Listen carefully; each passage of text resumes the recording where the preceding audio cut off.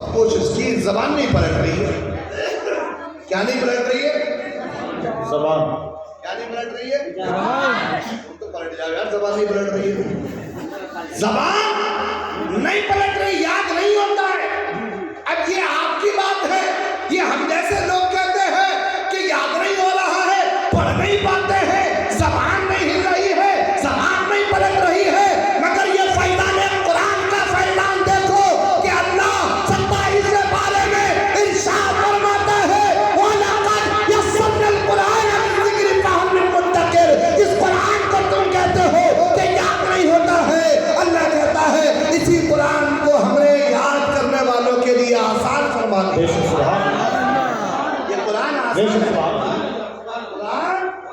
آسان ہے کس کے لیے؟ جو یاد کرنے کی فکر میں ہو، جو یاد کرنے کی کوشش کرے. میرے عزیز ساتھیوں، میں نے خود دیکھا ہے اپنے والد محترم کے پاس 60 سال کی عمر کے لوگ حضرت قرآن پڑھتے ہیں آج بھی. تو کہتے ہیں اب تو ہماری عمر ہو گئی، اب ہم کیا کریں گے، اب بہت بڑے ہو گئے، اب تو بچوں کا کام ہے قرآن پڑھانا. نہیں، حضور نے فرمایا اطلب العلم من المہد الى اللحد، کہ علم حاصل کرو ماں کی گود سے لے کر قبر کی گود تک. ماں کی گود سے لے کر قبر کی گود تک کا علم حاصل کرنے کے لیے حضور نے ارشاد فرمایا اس میں وقت کی قید ختم کر دی. تجھے 10 سال کی عمر میں ہوش آیا کہ قرآن پڑھا جائے تو قرآن پڑھنا شروع کر. تجھے 20 سال کی عمر میں ہوش آیا کہ قرآن پڑھنا چاہیے تو تو تبھی سے قرآن پڑھنا شروع کر. تمہیں 50 سال کی عمر میں ہوش آیا کہ قرآن پڑھنا چاہیے، تم قرآن پڑھو. اللہ نے وعدہ دیا ہے کہ جو انسان قرآن پڑھنے کی کوشش کرے گا اللہ تعالیٰ اس کے لیے قرآن کو آسان فرما دے گا. نعرہ تکبیر، نعرہ تکبیر، نعرہ رسالت، نعرہ رسالت، فیضان قرآن، فیضان قرآن، نعرہ تکبیر. تو بہت بڑے لوگ بڑے کام کرنے سے بچوں کو روکتے ہیں کہ یہ کام تم سے نہیں ہوگا. مثال کے طور پر آپ کے مدرسے کا ماشاءاللہ بہت بڑا دروازہ ہے، گیٹ ہے. آپ 7 سال کے بچے سے کہیں گے کہ بیٹا دروازے سے الگ جم کر کے جاتا ہوں. یہ کام بڑے لوگوں کا ہے. کوئی کنی لے کر پلاسٹر کرنے لگ جائے تو کہیں گے بیٹا یہ تمہارا کام نہیں، یہ کام بڑوں کا ہے. 10 سال کا بچہ گاڑی پر بیٹھ کر چابی گھمائے، آپ کہیں گے بیٹا یہ تمہارا کام نہیں، یہ کام کس کا ہے؟ بڑوں کا ہے. ہر کام بڑوں کا ہے. مگر آپ جب سارے کاموں کو بڑے کے حوالے کریں اور پھر صبح کو فجر کی نماز کے بعد اپنے مدرسے میں آ کر دیکھو تو جو کام تم بچوں سے بچا کر رکھتے ہو وہی 7 8 سال 10 سال کے بچے اللہ کے قرآن کو اپنے سینے میں محفوظ کرنے کی کوشش کرتے ہوئے قرآن کو اپنے سینوں میں محفوظ کرنے کی کوشش کرتے ہیں. اور یہ میرے عزیز ساتھیوں، کیا میرے رب کا کرم ہے، کیا میرے رب کا کرم ہے کہ یہ قرآن جو ذرا سے بچوں کے سینوں میں محفوظ ہوتا ہے، اس کی طاقت کا عالم بتاؤں کیا ہے. اللہ فرماتا ہے لو انزلنا هذا القرآن على جبل لرأيته خاشعا متصدعا من خشية الله. اللہ کہتا ہے کہ اس قرآن کو اگر ہم پہاڑ پر نازل کرتے تو یہ قرآن رب کی خوف سے، قرآن کے خوف سے لرزہ برانداب ہو کر ریزہ ہو جاتا، بکھر جاتا، یہ سرما بن جاتا، یہ جل جاتا. مگر قرآن کی ہیبت، قرآن کے جلال کو اپنے اوپر برداشت نہیں کر سکتا.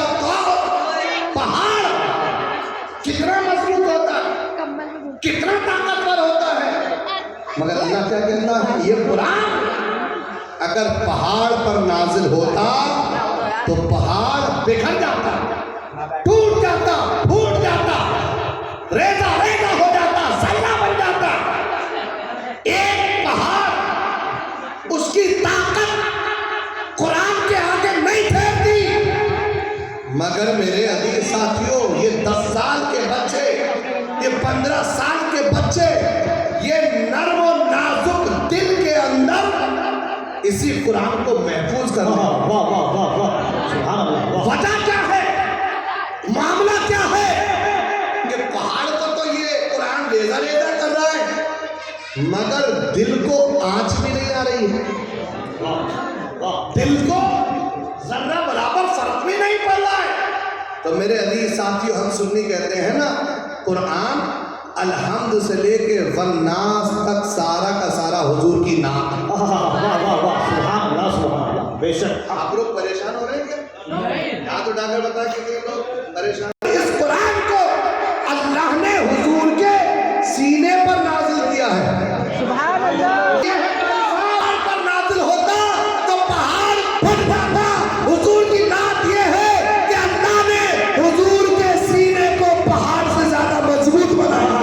जलाल कुरान की हैबत को रसूलुल्लाह ने अपने सीने पर बर्दाश्त करके रब के जलाली कलाम को मुस्तफा ने अपने सीने में समाकर जमाल बनाकर उम्मत के छोटे छोटे बच्चों के सीने में तकसीम फरमाया। कुछ नहीं होता सीने में, कुछ नहीं होता। वजह क्या है कि था तो जलाली, ये कुरान की शान तो जलाली थी, मगर मुस्तफा के जमाल वाले सीने पर जब ये कुरान नाजिल हुआ तो अल्लाह ने इस जमाल को, जलाल को जमाल में कन्वर्ट करके हुजूर के सीने से उम्मत के सीने तक पहुंचा दिया है। और मेरे अजीज साथियों, फिर ये हाल हुआ कि किसी का सीना फटेगा नहीं, किसी का सीना जलेगा नहीं, बल्कि ये कुरान जिसके सीने में है उसके जिस्म को जहन्नम की आग से महफूज फरमा दिया।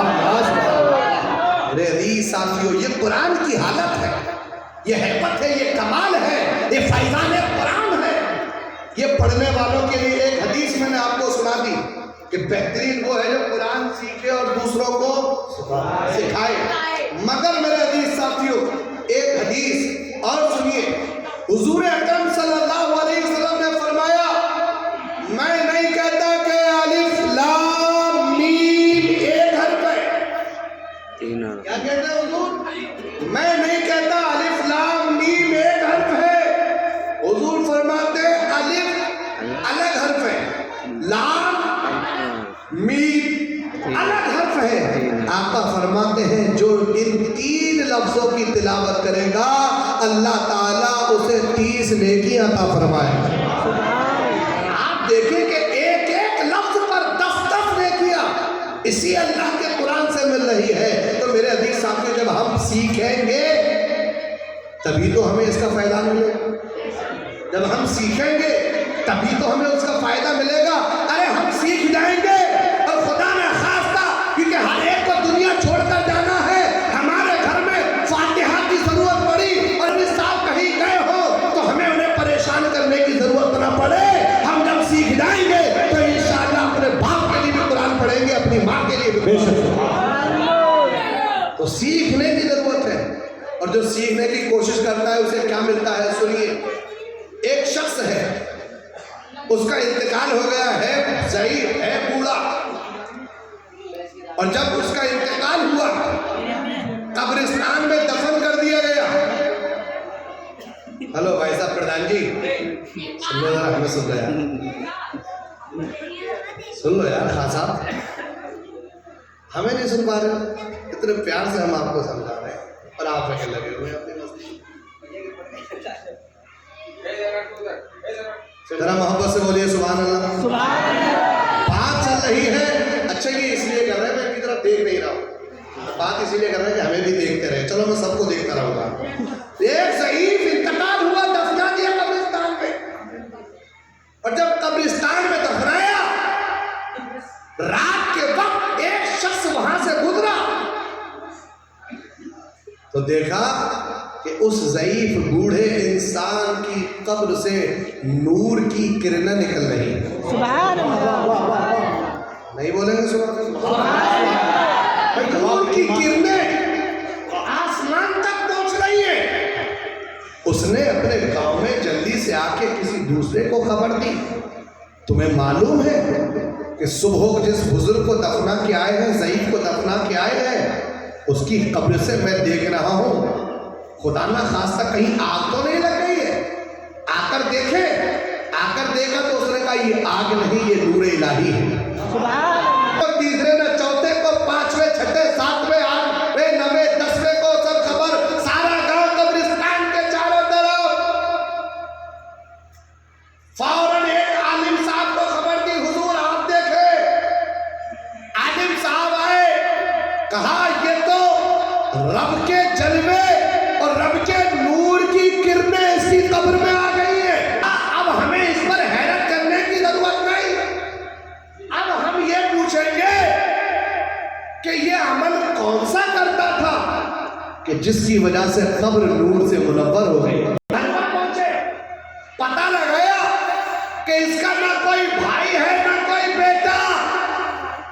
یہ صرف ایک گھر میں رہا کرتے تھے. اس کی بوڑھی عورت ہے. جب اس بوڑھی خاتون کے پاس پہنچے، کہا مائی ذرا یہ تو بتا کہ ابا جان کون سا عمل کرتے تھے، ان کا کیا عمل تھا. سہارنپور والوں، اپنے دل میں اگر فکر پیدا کر سکو تو اس واقعے کے بعد پیدا کر لینا اور قرآن سیکھنے کی نیت بنا لینا. اس ضعیفہ کی آنکھوں سے آنسو جاری ہو گئے اور کہتی ہے اے میرے گاؤں والوں، میرا شوہر زیادہ لمبے چوڑے عمل وظیفے نہیں کرتا تھا، مگر وہ 5 وقت کی نماز پڑھتا تھا.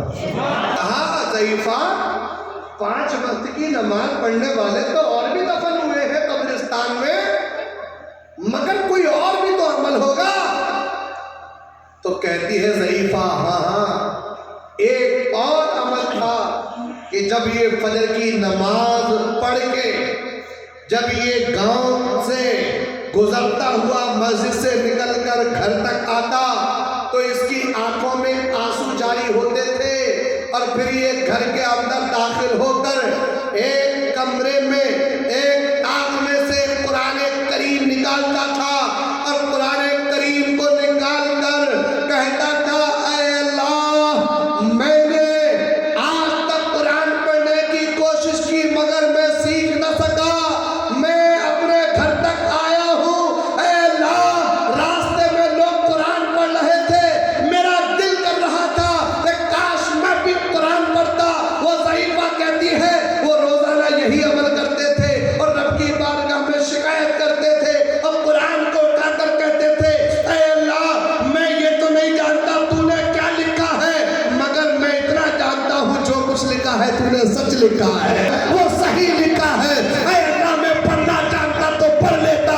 اے اللہ مگر میرا ایمان یہ ہے جو تو نے لکھا سچ لکھا، صحیح لکھا ہے.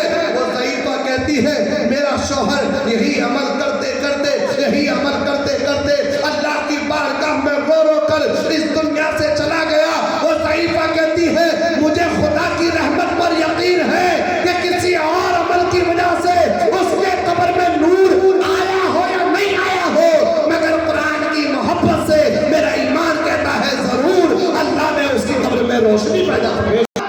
جب قرآن سے فکر ہوئی نا بزرگ کو، ضعیف آدمی کو فکر ہوئی تو رب نے کیا نتیجہ دیا. اب آپ سوچو کہ ایک آدمی صرف یہی کہے مولا تو نے جو کچھ لکھا ہے سچ لکھا ہے، سچ لکھا ہے. کاش ہمارا اور آپ کا ایمان بھی ایسے ہی ہو جائے. اے اللہ تو نے جو کچھ لکھا ہے قرآن میں سچ لکھا ہے. میرے عزیز ساتھیوں ضرورت ہے اس قرآن کو پڑھنے کی. 2 چیز سن لیجئے میرے طرف سے. حضور نے فرمایا کہ نمازوں کے پابند رہو. کس کے پابند؟ زور سے. اب میں یہاں یہ نہیں پوچھوں گا کہ عشاء کس نے پڑھی ہے یا نہیں پڑھی ہے، نہیں پوچھوں گا. اس لیے کہ چہرے بولتے ہیں کہ کون نماز پڑھ کر بیٹھا ہوا ہے۔ یہ حضور کی حدیث ہے کہ جو نمازوں کا پابند ہوتا ہے۔ اچھا نماز کتنی ہے؟ زور سے 5، پہلی، دوسری، تیسری، چوتھی۔ اچھا بچوں کی آواز آ رہی ہے، اس کا مطلب یہ بچے پڑھتے ہیں اور بڑے؟ اچھا بڑوں کا کیا؟ مسلمانوں کا حالت ہی ایسی ہو گئی ہے کہ جمعہ میں بھی جاتے ہیں اور 2 فرض پڑھ کے ایسے نکلتے ہیں کہ اب امام صاحب تارا لگائیں گے اور پورے ہفتے کا حساب دیں گے۔ وہ تو خدا کا شکر ہے کہ آپ اماموں کے ہاتھ میں حکومت نہیں، ورنہ اب سے جب مسلمانوں کی حکومت ہوا کرتی تھی تو قاضی امام ہی ہوا کرتے۔ ایک شخص پر پابندی لگی کہ وہ ایک شخص پر نہیں بلکہ سارے گاؤں والوں پر پابندی لگی کہ جو نماز نہیں پڑھے گا اسے سزا ملے گی، جو نماز نہیں پڑھے گا اسے کیا ملے گی، اور جو نماز پڑھے گا یہ اللہ کا قانون ہے کہ جو پڑھے گا اسے انعام ملے گا اور جو چھوڑے گا اسے سزا ملے گی۔ میرے عزیز ساتھیوں، ایک گاؤں میں یہی قانون نافذ ہوا، یہی عمل ہوا۔ امام صاحب نے کہا جو نماز پڑھے گا اسے انعام ملے گا، جو نہیں پڑھے گا اسے سزا ملے گی۔ نعرہ تکبیر، نعرہ رسالت، نعرہ رسالت۔ نماز نہیں پڑھے گا سزا ملے گی۔ سارے کا سارا گاؤں نمازی ہو گیا، اور ظاہر سی بات ہے جہاں برے لوگ ہوتے ہیں وہاں اچھے بھی ہوتے ہیں، اور جہاں اچھے ہوتے ہیں وہاں برے بھی ہوتے ہیں۔ ساری جگہ سارے طریقے کے لوگ ملتے ہیں۔ ایک شخص تھا جو کہنے لگا بھی امام صاحب ہوتے کون ہیں ہمیں سزا دینے والے؟ امام صاحب کون ہے جو ہمیں سزا دیں گے؟ مگر چونکہ بادشاہ وقت کا ہاتھ امام صاحب کے اوپر، اور جو امام صاحب کہیں وہی بادشاہ مانے۔ اچانک ایک دن فجر کے بعد اس کی ملاقات امام صاحب سے ہو گئی۔ امام صاحب نے پوچھا بھائی فجر کی نماز پڑھ رہے ہو یا نہیں پڑھ رہے ہو؟ اس نے کہا ہاں امام صاحب پڑھ رہے ہیں۔ کیوں نہیں پڑھتے؟ حضرت یہ بتاؤ فجر میں کتنی رکعتیں پڑھی تم؟ بولا امام صاحب 6-7 تو پڑھ لی مجھ سے۔ اس نے کہا 6-7 جھوٹ بولتا ہے؟ تو اس کے دل میں امام صاحب اس کے چیخ کے پڑے، ڈانٹ کے بولے اس کے سامنے، تو وہ ڈر گیا۔ وہ بولا کہ کم لگ رہی تھی کہ امام صاحب نہیں میں نے 20 پڑھی۔ پھر امام صاحب نے اس کو چیخ کر بولے نارائن جھوٹ بول رہا ہے، 20 رکعت ہوتی ہے فجر میں؟ تو بولا امام صاحب بھول گئے 50 رکعت پڑھی۔ اب امام صاحب نے کہا لے کے آؤ گے۔ جب بادشاہ والا درہ منگایا تو پھر وہ دوڑتا ہوا امام صاحب کو چکمہ دے کر جب اپنے گھر پہنچا، بیوی نے کہا شوہر نامدار کیسے جھریاں پڑی ہیں چہرے پہ، کیسے ہوائیاں بھری ہوئی ہے چہرے پر، کیسے مسکراہٹ غائب ہے؟ کہا امام صاحب سے ملاقات ہو گئی۔ کہا یہ تو اچھی بات ہے، ملاقات ہو گئی اچھی بات ہے۔ کہا اچھی بات نہیں ہے۔ امام صاحب نے پوچھا فجر پڑھ رہے ہو نہیں پڑھ رہے ہو؟ تو کہا تم پڑھی کون سے رہے ہو جو بتاتے؟ کہا میں اگر ان سے کہہ دیتا کہ نہیں پڑھ رہے تو سزا نہیں ملتی مجھ کو۔ کہا چلو انہوں نے پوچھ بھی لیا تو بتا دیتے پڑھ رہے؟ کہا ہاں میں نے بتایا ہوتا تھا مگر وہ رکعت پوچھنے لگے کتنی رکعت پڑھی؟ تو کہا پھر کیا ہوا؟ کہا میں نے ان کے سامنے رکعت بتائی مگر وہ مانے نہیں۔ تو بیوی نے کہا اے میرے شوہر تم کہہ دیتے کہ 4 رکعت پڑھی ہے۔ تو بولا تو پاگل ہے کیا؟ 50 میں تو مانے نہیں، وہ 4 پہ کہاں سے مانے؟ تو ہمارا تمہارا بھی یہی حال ہو گیا، تمہارے سے بالکل دور ہے، پتہ ہی نہیں ہے جمعے میں جا رہے ہیں تو 2 ہی پڑھ کے بھاگ رہے ہیں۔ یہی حال اسی کی طرح 50 میں تو مان نہیں رہے تو 4 میں کہاں سے مانیں گے؟ میرے بھائیوں کو تو ان کی بات تھی، مگر آپ 4 میں پڑھو، امام صاحب بھی مانیں گے، پروردگار بھی مانیں گے۔ نماز کے پابند ہو جائیے، اللہ تبارک و تعالیٰ وہ عطا فرمائے گا کہ جو میں اور آپ سوچ نہیں سکتے ہیں۔ تو کتنی نمازیں ہیں؟ پہلی جلدی جلدی سنیے، حضور فرماتے ہیں فجر جو پابندی کے ساتھ پڑھتا ہے اللہ تعالیٰ اس کے چہرے پر اپنا نور نازل فرماتا ہے۔ اب دیکھو یہ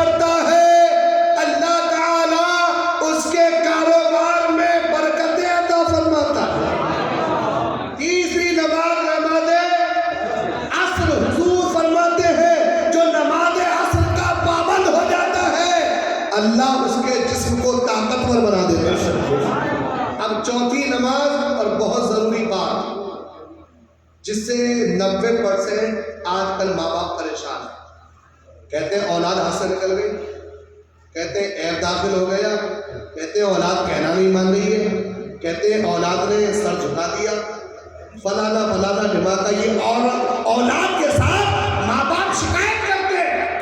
کبھی کہتے ہیں تعویذ دے دو, کبھی پانی پڑ دو, کبھی گنڈا دے دو, کبھی مکان کھیل دو. یعنی کہ کرا رکھا ہے, کرا رکھا ہے, کرا رکھا ہے. کہتے کہتے یہ نہیں سوچتے کہ ہم بھی کچھ کر رہے ہیں نہیں کر رہے. اب کسی نے کرا رکھا ہے تو آپ کیا کر رہے ہیں؟ آپ بھی تو کچھ کرو. حضور نے فرمایا جو نماز مغرب کا پابند ہوتا ہے اس کی اولاد اس کی فرما بردار بن جاتی ہے. اب آپ سوچ رہے ہیں یار یہ بات کہہ جا رہے ہیں. میرے عزیز ساتھیوں, یہ میں اپنی طرف سے نہیں, اپنے باپ کی طرف سے نہیں, رسول پاک کی طرف سے آپ تک فیضان قرآن پہنچا رہا ہوں. محمد قول خدا فرمان نہ بدلا جائے گا, لے گا زمانہ لاکھ مگر قرآن نہ بدلا. حضور نے جو فرما دیا وہ فرما دیا.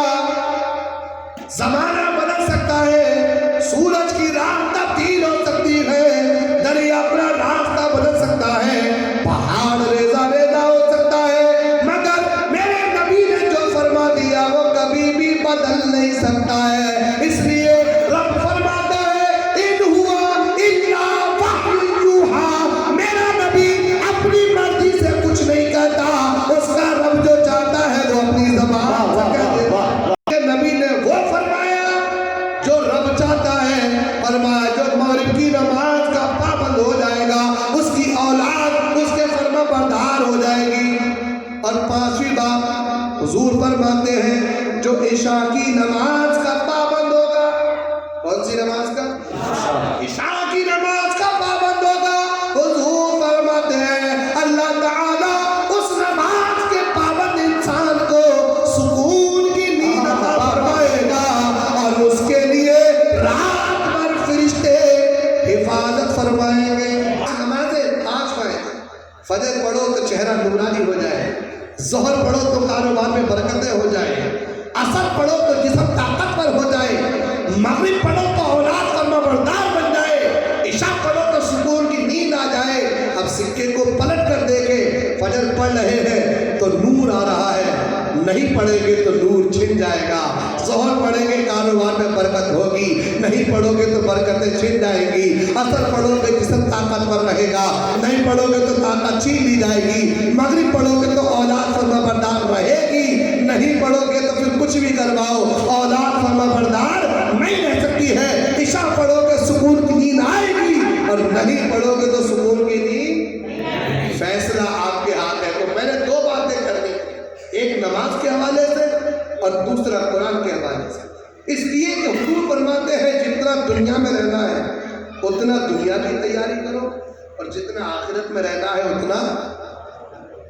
دنیا میں کتنی زندگی ہے؟ 40 سال, 50 سال, 60 سال, 80 سال, 90 سال کی گاڑی تک اب کوئی پہنچ جائے تو بہت مشکل ہے.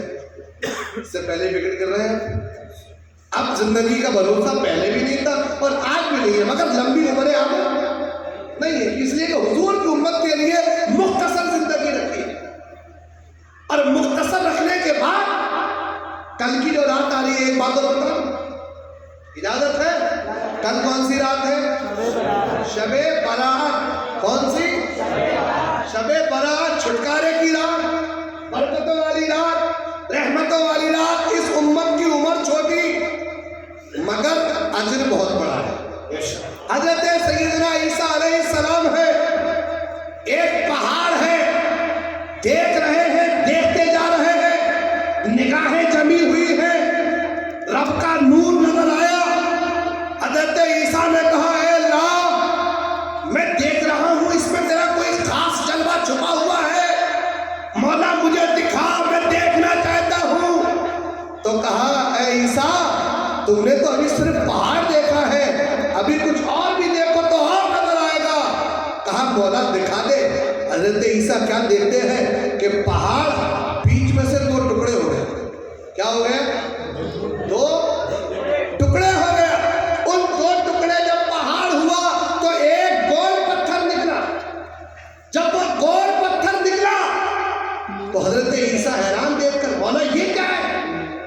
طرف سے آواز آئی اے عیسیٰ ابھی حیران ہونے کی ضرورت نہیں ہے, ابھی تو اس کے اندر بھی اور کچھ ہے.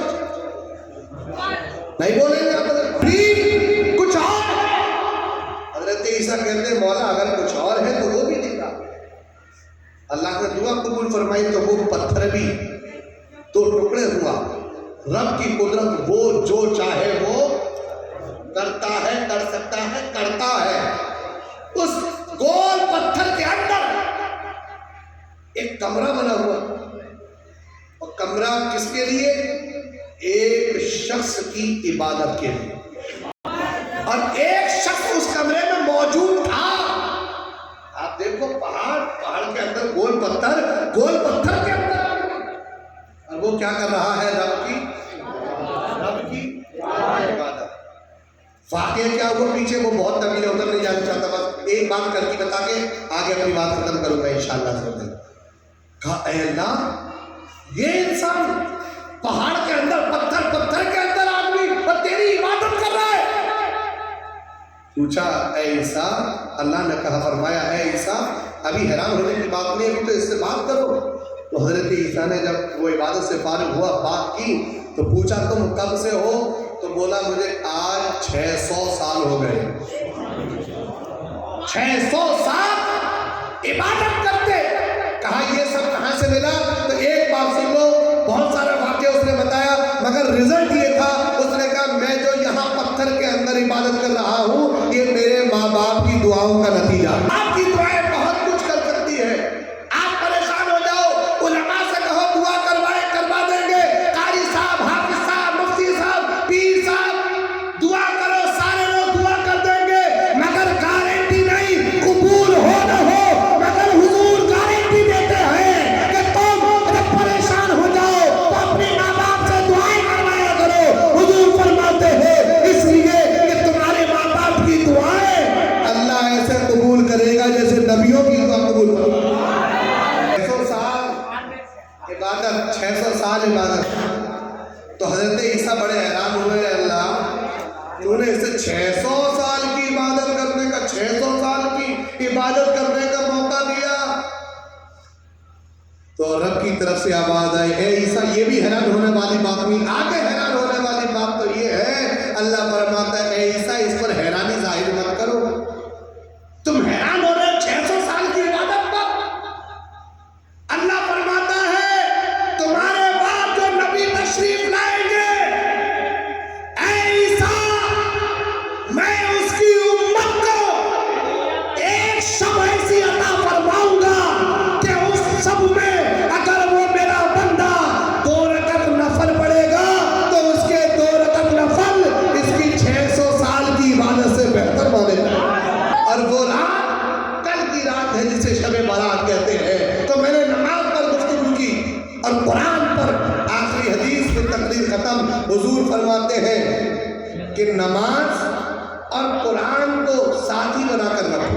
کیا بنا کر رکھو؟ زور سے بولو, ساتھی بنا کر. کیوں؟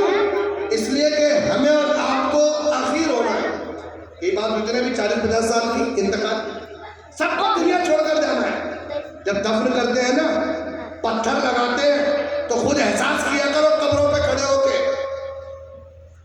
جب ایک پتھر لگا اندھیرا, دوسرا لگا اندھیرا, تیسرا لگا تو اندھیرا, پوری قبر گم اندھیرے میں کنورٹ ہو جاتی ہے, ساری روشنی ختم.